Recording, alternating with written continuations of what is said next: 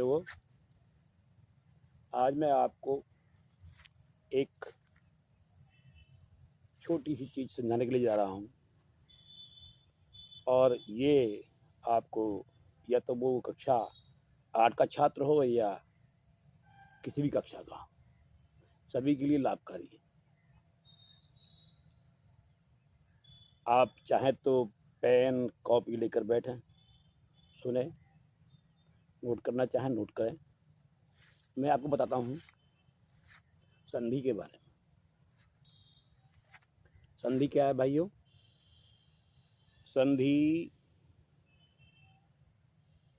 दो व्यंजन या दो स्वर या यूँ कहिए किसी वर्ण को मिलाना, दो वर्णों को मिला करके तीसरे वर्ण का रूप प्राप्त करना, यही संधि है। और मैं आपको स्वर संधि के बारे में बताता हूँ कि स्वर संधि क्या है। स्वर संधि में केवल स्वरों को ही जोड़ा जाता है। दो शब्द, पहला शब्द और दूसरा शब्द, पहले शब्द का अंतिम स्वर और दूसरे शब्द का पहला स्वर, दोनों स्वरों को मिलाकर तीसरा स्वर उत्पन्न किया जाता है। और ये स्वर संधि, इनको 5 भागों में बांटा गया है। कितने? 5 भागों में। कौन कौन सी? दीर्घ स्वर संधि, गुण स्वर संधि, यण स्वर संधि, वृद्धि स्वर संधि और 5वीं है अयादि स्वर संधि। तो होता क्या है कि अगर हम दीर्घ संधि के बारे में अगर हम जानें तो दीर्घ संधि, जो दीर्घ स्वर संधि है, उसमें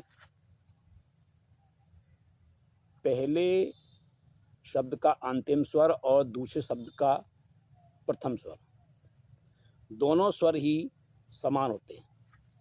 कहना चाहिए या तो वो दोनों आ हों, या दोनों ई हों, या दोनों ऊ हों।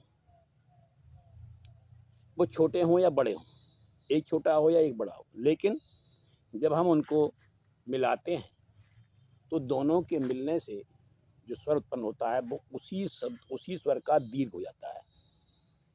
अगर आ को मिला रहे हैं, दोनों आ मिलाते हैं, कोई से भी आ हो, तो उनका परिणाम दीर्घ आ होगा।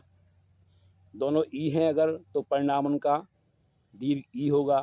और दोनों ऊ हो तब भी उनका परिणाम दीर्घ ऊ में ही होगा।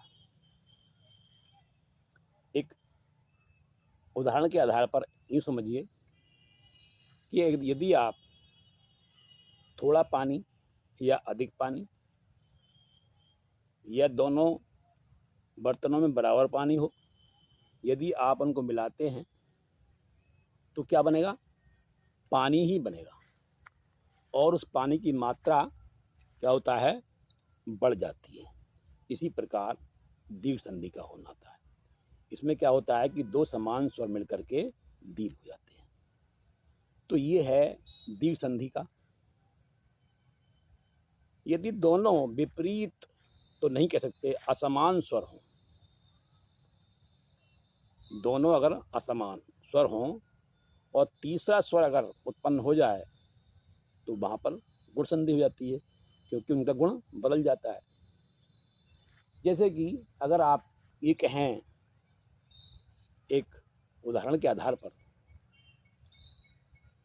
चावल और दाल, चावल और दाल को अगर हम मिलाते हैं तो क्या होता है? क्या बोलते हैं उसको? दाल चावल तो बोलेंगे नहीं, क्या बोलेंगे उसको? उसको बोलेंगे हम खिचड़ी। इसी प्रकार से दो विभिन्न स्वर मिलते हैं यहाँ पर और तीसरा स्वर उत्पन्न करते हैं, वहाँ पर बन जाता है आपका, कौन सी संधि बनती है वहाँ पर? गुण संधि। यानी कि दोनों स्वरों का गुण बदल गया। अब दीर्घ संधि का अगर आप उदाहरण लेते हैं तो पुस्तकालय ले लीजिए आप। पुस्तक प्लस आलय, मैंने संधि में पहले ही बताया होगा कि जब तक आप वर्णों के बारे में ठीक से नहीं समझेंगे, तब तक आप संधियों को भी नहीं समझ सकते आसानी से। अब पुस्तकालय में पुस्तक को अगर हम पुस्तक में जो अंतिम वर्ण आता है वो लघु आ आता है। पुस्तक को का को अलग अलग करें हम तो एक तरफ हलंत वाला का आएगा, फिर उसके बाद में प्लस हो जाएगा लघु आ। आलय में सीधा सीधा दिखाई देता है, आलय में बड़ा आ सामने आता है। तो दोनों को मिलाने पर जब हमने पुस्तकालय बनाया तो का जो का की जो आवाज़ है, जो उच्चारण है वो दीर्घ हो जाता है। इसी प्रकार ए के उदाहरण होते हैं, ई के, इसी प्रकार ऊ के उदाहरण होते हैं। और आपके गुण संधि में क्या होता है, जैसे कि नरेश, नरेश में क्या होता है, नर प्लस ईश। नर में अंतिम में लघु आ और ईश में दीर्घ ई, और दोनों को मिलाया तो क्या बना, ए। तो गुण बदल गया, तो इसलिए इसको गुण संधि बोला। इसलिए मैंने अब आपको दोनों संधियों के बारे में बताया, दीर्घ संधि और गुण संधि।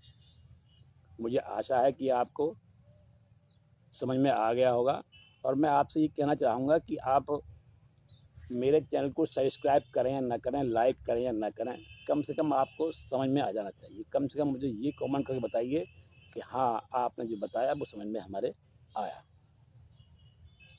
समझने के लिए, सुनने के लिए, देखने के लिए बहुत बहुत धन्यवाद। ईश्वर आपको सफलता प्रदान करे। धन्यवाद।